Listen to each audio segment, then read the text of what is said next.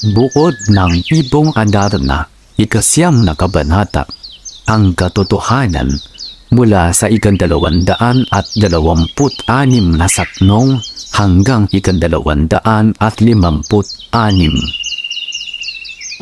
Naghanda ang ermitanyo ng masasarap na pagkain para sa tatlong magkakapatid na prinsipe bilang pasasalamat sa kanilang matagumpay na paglalakbay.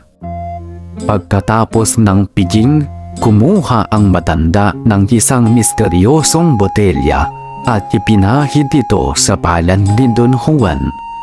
Sa isang iglap ay agad gumaling ang sugat ng prinsipe. Nang hingi ng basbas si Don Juan sa ermitanyo bago sila tuluyang umalis patungong palasyo. Habang pinapagtas nila ang daan pa uwi, walang kamalay-malay si Don Juan na may masamang balak laban sa kanya si Don Pedro. Kinumbinsi nito si Don Diego na patayin ang bunsong prinsipe. Don Diego, ngayon na ang pagkakataon natin. Anong ibig mong sabihin, kapatid? Kapag nakabalik si Don Juan na dala ang ibong Adarna, siguradong siya ang pupurihin ni Ama. Maungusan niya tayong dalawa. Huwag mong sabihin na may masama kang binabalak. Hindi ko matatanggap na si Don Juan ang makakakuha ng parangal mula sa ating Ama. Lagi na lang siyang pinupuri at hinahangaan. Tayo ang nakakatandang kapatid. Dapat tayo ang tinikilala. Kaya naman, kailangan natin siyang alisin.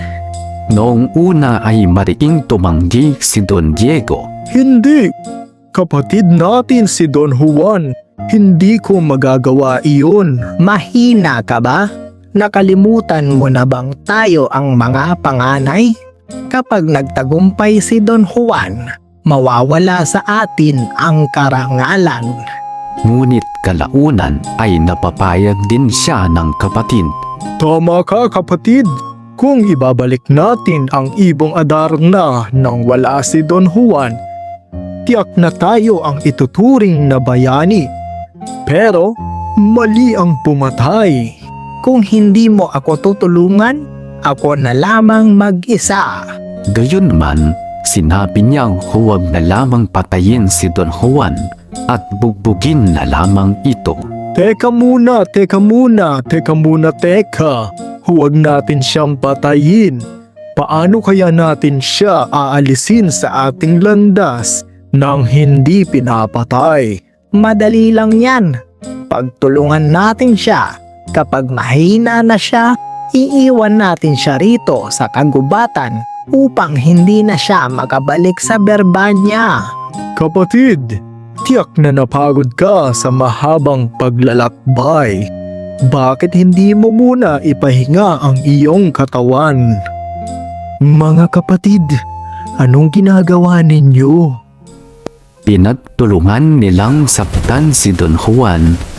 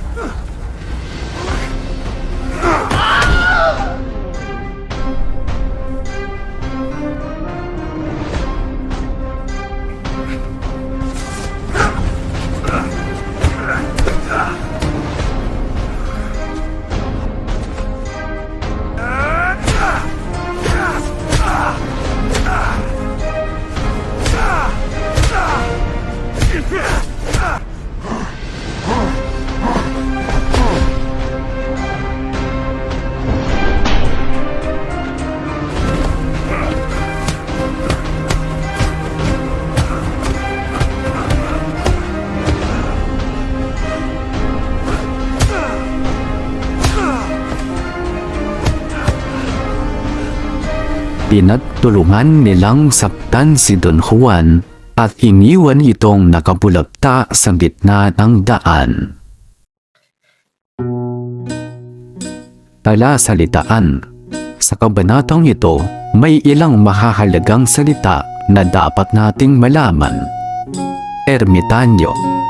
Taong namumuhay ng mag-isa at malayo sa ibang tao. Pidging. Masayang handaan o salo-salo. Botelya. Sisiblan na karaniwang gawa sa salamin o plastik.